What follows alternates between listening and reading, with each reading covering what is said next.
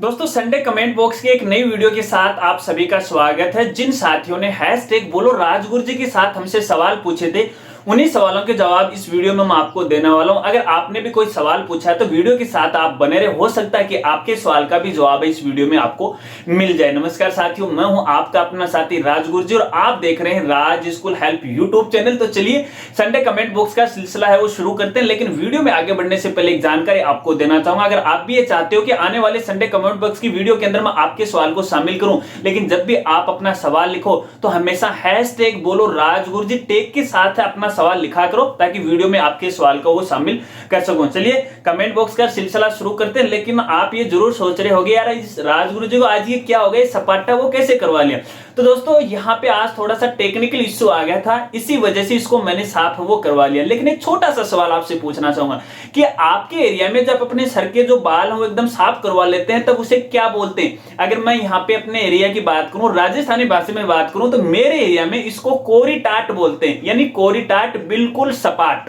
तो आपके एरिया में इसे क्या बोलते हैं कमेंट में जरूर है मुझे बताना, और ये कोरी टाट आपको कैसी लगी वो भी जरूर बताना। चलिए कमेंट बॉक्स का सिलसिला शुरू करते हैं, और पहले एक बार मैं मोबाइल है वो ओपन कर लेता हूं। चलिए मोबाइल ओपन हो गया और आज का पहला सवाल है यूपी से, और लिखने वाले हैं गेमिंग फॉर ऑल 24/7, और ये लिखते हैं हेलो सर, मैं यूपी से हूं। मेरे पिताजी एक स्कूल के मैनेजर यानी प्रबंधक हैं थे, जिनका इंतकाल यानी मृत्यु हो गई है। क्या मैं उनकी जगह पर प्रबंधक बन सकता हूं क्या।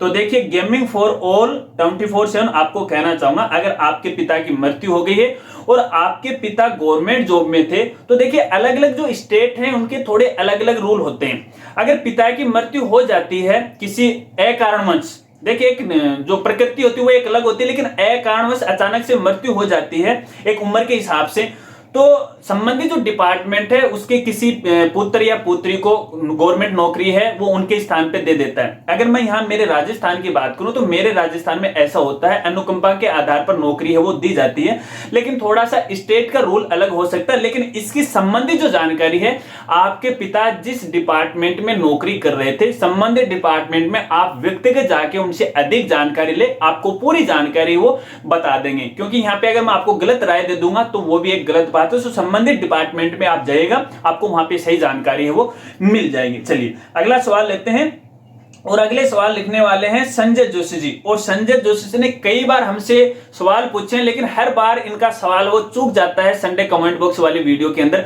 आज इनके सवाल को मैंने शामिल कर लिया, इनसे मैंने वादा किया था पिछले संडे को। और ये लिखते हैं, हालांकि 2 सवाल पूछे हैं, और मैं यहाँ पे कहना चाहूंगा कि देखिए सवाल है वो हमेशा छोटा पूछा करो, एक लाइन में पूछा करो, ताकि मैं जल्दी जवाब वो दे सकूं, क्योंकि मैं भी थोड़ा सा समझने में कंफ्यूज हो जाता हूं। चलिए तो यहाँ पे इन्होंने पहला सवाल पूछा है कि सर मैंने स्कूल 70/2019-20 में खोल दिए, बिना मान्यता के ही PPP3 से 4 तक सर बच्चे प्रमोट भी हो गए हैं। और दूसरा सवाल है सर मान्यता 27 जनवरी 2021 को मिली है हिंदी मीडियम की 1 से 8 तक, पर प्रोफाइल में अंग्रेजी माध्यम आ रहा है, मान्यता वर्ष 2019 बता रहा है, एडिट नहीं हो रहा है, तो सर प्रोफाइल अपडेट कैसे होगा। तो मैं यहां संजय जोशी जी को कहना चाहूंगा, अगर मान लीजिए आपको 2021 में नई मान्यता मिली है और आपने 2019 में पहले ही एडमिशन है वो ले लिया और बच्चे हैं वो प्रमोट हो गए, तो देखिए अगर सेशन की बात करें, यहाँ पे सेशन की बात कर रहा हूं मैं, सेशन 2020-21 में तो कोई दिक्कत नहीं आने वाली है, लेकिन 19-20 के अंदर भैया आप बगैर मान्यता के बच्चों का प्रवेश है वो नहीं ले सकते। अगर आपने पोर्टल पे ऐसे बच्चों का एडमिशन कर दिया है और नियमानुसार आप स्कूल संचालित नहीं कर रहे थे, क्योंकि 1 साल आपने बगैर मान्यता के स्कूल संचालित किए, तो ऐसे बच्चों को आप पोर्टल से रिमूव कर दे। हाँ, अगर आपने सेशन 2020-21 के अंदर प्रवेश लिया है, या मतलब बच्चों का, और इसके साथ 2021 में आपको मान्यता मिल गई, तो कोई दिक्कत नहीं है, बच्चों को आप एसआर भी प्रोवाइड करवा सकते हैं और रेगुलर है उन्हें रख भी सकते हैं, यहाँ पे कोई दिक्कत नहीं आने वाली है। लेकिन 19-20 में नियमा विरुद्ध है, आपको दिक्कत आ सकती है। दूसरी बात यह भी है कि आप बोल रहे हैं कि आपको हिंदी मीडियम की मान्यता मिली है, लेकिन पोर्टल पे अंग्रेजी माध्यम आपको शो हो रहा है, तो देखिए विद्यालय की जो प्रोफाइल है पीएसपी पोर्टल पर कुछ ऐसी बेसिक इंफॉर्मेशन होती है जैसे मान्यता है, मीडियम है और अपने विद्यालय का जो स्तर है 1 से 8 है या 1 से 10 है, तो हम खुद उसको चेंज नहीं कर सकते भले ही अपनी प्रोफाइल अनलॉक क्यों हो जाए। तो इसके लिए आपको संबंधित डी ऑफिस से उसमें चेंजमेंट है वो करवाना पड़ेगा। शायद आप समझ रहे होंगे। चलिए अगले साथी का सवाल लेते हैं और अगले साथी लिखने वाले हैं RMD टेक एजुकेशन और ये लिखते हैं आरटी एडमिशन कब शुरू होंगे सर जी। तो मैं RMD टेक एजुकेशन आपको कहना चाहूंगा, देखिए सेशन 2021-22 के लिए आरटी एडमिशन की डेट है वो चली गई और इसकी जो लास्ट डेट थी वो 31 मई थी और बच्चों को जो अभिभावकों की तरफ से ऑनलाइन रिपोर्टिंग करने की जो डेट थी वो 10 जून थी। हालांकि ये डेट है वो बढ़ाई गई थी कोरोना की वजह से, लेकिन हो सकता है कि आगे विभाग के द्वारा डेट है वो बढ़ा दे, वो एक अलग बात है, लेकिन फिलहाल नहीं कर सकते। आप लगातार अपडेट है वो देखते रहेगा आरटी पोर्टल पर, वहां पे आपको मिल जाएगा, लेकिन फिलहाल यहाँ पे एडमिशन आप नहीं कर सकते 2021-22 के लिए क्योंकि पोर्टल ही बंद हो गया। चलिए अगले साथी का कमेंट लेते हैं और अगले साथी लिखने वाले हैं ओबी किड्स स्कूल और ये लिखते हैं सर आपकी वेबसाइट पर दी गई थी पीडीएफ फीस संरचना और फीस गठन की विस्तृत जानकारी है क्या, कृपया लिंक उपलब्ध करवाएं। तो ओबी किड्स स्कूल में आपको कहना चाहूंगा कि हमारी वेबसाइट पर जो फीस निर्धारण से संबंधित जो फाइल पीडीएफ फाइल है आपको प्राइवेट स्कूल सेक्शन में आपको मिल जाएगी। इसके अंदर आपको पूरी जानकारी मिल जाएगी। अगर आप एक बार ये फाइल डाउनलोड करते हो सब कुछ आपको मिल जाएगा, आपके सामने कोई भी सवाल है वो खड़ा नहीं होगा। फाइल डाउनलोड कीजिएगा, उसमें आपको पूरी जानकारी है वो मिल जाएगी। चलिए अगले साथी का सवाल लेते हैं और अगले साथी लिखने वाले हैं द ओमकार स्कूल लदानी और ये लिखते हैं क्लास 10th के संतरा किस बेस तैयार होंगे जबकि इस कोई भी टेस्ट या प्री बोर्ड नहीं ले पाए हैं प्लीज। तो ये सवाल काफी सारे साथियों ने पूछा है, हालांकि इन साथी का मैंने सवाल शामिल किया है कि 10वीं और 12वीं के जो सत्रांक है वो किस बेस पे हमें देने होंगे, इस बार तो कुछ हुआ भी नहीं। तो देखिए यहाँ पे पहले एक सूचना आई थी विभाग के द्वारा कि जो मार्क्स हैं इनके जो अपना जो वर्कबुक होती है उनके आधार पर भेजे जाएंगे, लेकिन अब की बार तो बेस पास है, सारा सिस्टम है वो खत्म हो गया और मैं आपको कहूं कि अपने बेस पे पूरे में से पूरे है वो भेज सकते हैं। आपको पता है कोरोना काल, इसमें यार क्या बेस रखोगे, कुछ भी नहीं है, तो आधार आप क्या मानोगे, वर्कबुक आप इसको आधार मान सकते हो और बाकी आप सारे समझदार हो, पूरे आपको यहाँ पे करनी है, टेंशन नहीं लेना, पूरे के पूरे देव, कोई दिक्कत नहीं। चलिए अगले साथी का कमेंट लिखते हैं और लिखने वाले अनिल ढाका और ये लिखते हैं सोसाइटी रजिस्ट्रेशन के आधार पर कितनी क्लास तक स्कूल रन की जा सकती हैं बिना मान्यता के, एक भी नहीं। सोसाइटी देखिए एक जरिया है स्कूल संचालन करने का, लेकिन इसका मतलब ये नहीं है कि सोसाइटी होने के बाद अपन स्कूल का या क्लास का संचालन कर सकते हैं, एक भी नहीं कर सकते। अगर आपको कोई भी क्लास संचालित करनी है तो इसके लिए आपको विभाग से मान्यता लेनी पड़ेगी और मान्यता से पहले आपको सोसाइटी का रजिस्ट्रेशन है वो करवाना पड़ेगा। चलिए अगले साथी का कमेंट लेते हैं और अगले साथी लिखने वाले हैं दुर्गेश मीना, ये स्टूडेंट है, कई बार सवाल करते हैं और आज एक बढ़िया सा सवाल इन्होंने किया है और ये लिखते हैं कि सर राजस्थान में न्यू एजुकेशन पॉलिसी 2020 कब तक लागू होगी।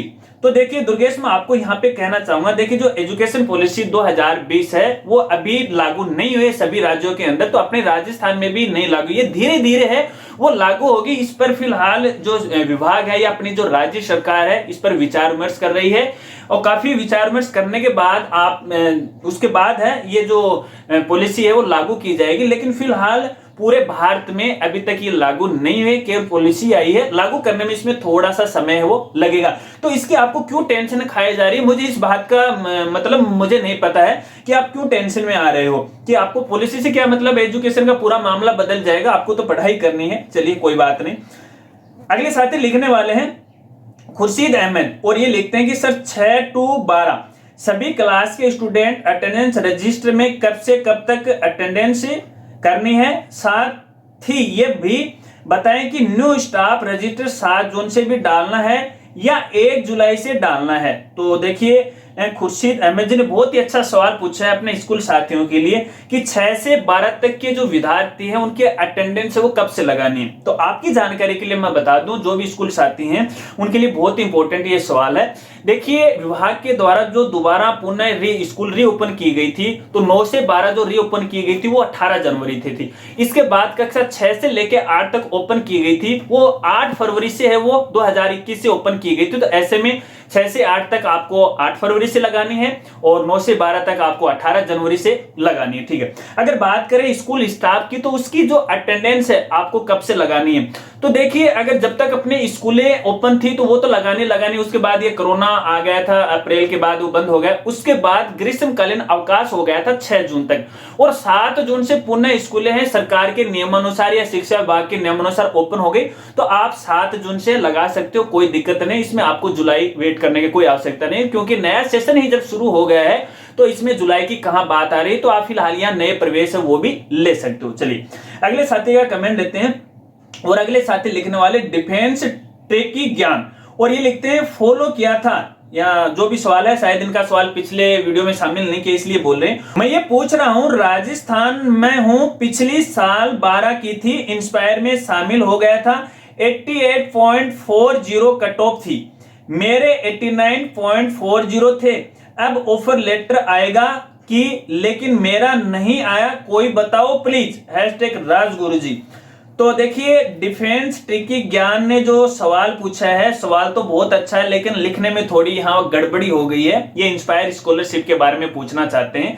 देखिए इन्होंने 89.40 है वो नंबर हासिल किए थे और इंस्पायर स्कॉलरशिप के अंदर इनका नंबर भी आ गया, लेकिन उसके बाद इनका फॉर्म हो रिजेक्ट हो गया। तो यहाँ पे मैं डिफेंस ट्रिकी ज्ञान को कहना चाहूंगा, देखिए जो इंस्पायर स्कॉलरशिप के लिए अलग अलग बोर्ड की अलग अलग मेरिट जारी होती है। यदि एक बार बोर्ड मेरिट के अंदर आपका नाम आ जाता है तो आप आवेदन तो कर सकते हो, लेकिन इसका मतलब ये नहीं कि आपको स्कॉलरशिप मिल जाएगी, क्योंकि उसके बाद ऑल ओवर इंडिया की एक और मेरिट है इंस्पायर स्कॉलरशिप के लिए निकलती है। उसके बाद उस मेरिट में यदि आपका नंबर आता तो आपको यहाँ पे जो स्कॉलरशिप है वो मिलती है, और पूरे इंडिया के अंदर केवल 10,000 स्टूडेंट को ये इंस्पायर स्कॉलरशिप की जो स्कॉलरशिप है वो मिलती है, सभी स्टूडेंट्स को नहीं मिलती। इसका मतलब ये नहीं कि जैसे आरबीसी बोर्ड के अंदर मान लो 1000 बच्चे इनका नंबर आ गया इंस्पायर स्कॉलरशिप तो सबको स्कॉलरशिप मिल गई, ये जरूरी नहीं है। वैसे आप अपनी आईडी में लॉगिन करके देख लीजिएगा कि आपको किस कारण से आपका जो फॉर्म है वो रिजेक्ट हुआ है, ये एक तो कट ऑफ के हिसाब से हुआ या फिर और कोई रीजन के हिसाब से, तो आप देख लीजिए वहां पता लग जाएगा। फिलहाल मैं यहाँ पे आपको इसकी जो फाइनल है कट ऑफ भी नहीं बता सकता, क्योंकि इसके बारे में मुझे भी जानकारी नहीं है, साइट का भी मैंने अध्ययन किया वहां पर भी नहीं बताया है। तो संबंधित जो डिपार्टमेंट है आप उनसे मेल के द्वारा पूछ सकते हो, तो आपको मेल के द्वारा इसकी जानकारी है वो दे दी जाएगी। चलिए अगले साथी का सवाल लेते हैं, टॉप क्लास, और ये लिखते हैं why you are so thin, आप इतने पतले क्यों हैं। सवाल तो बहुत अच्छा किया है, लेकिन यार इसके बारे में मैं नहीं जानता, क्योंकि मैं बचपन से ही ऐसा हूं।